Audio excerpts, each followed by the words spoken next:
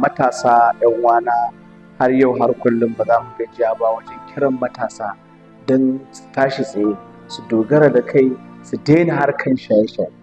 Mu wato wakilai ne ko kuma ce jakadu, ambassadors kenan, akan kira da matasa a tashi a gina gobe, a gina yau don gobe ta yi kyau. Sai an tashi an zama wato an yi ilimi, an nemi karatu, an samu ilimin karatu, an samu tarbiyya, an samu kyakkyawar rayuwa, shine za a yi kyakkyawan ƙarshe.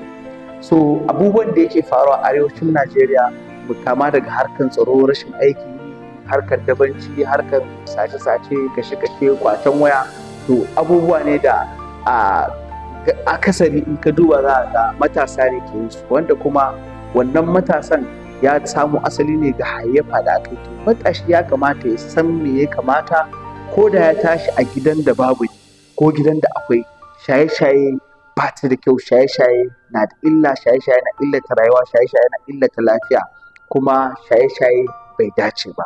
Saboda haka mu ƙaurace wa shaye-shaye.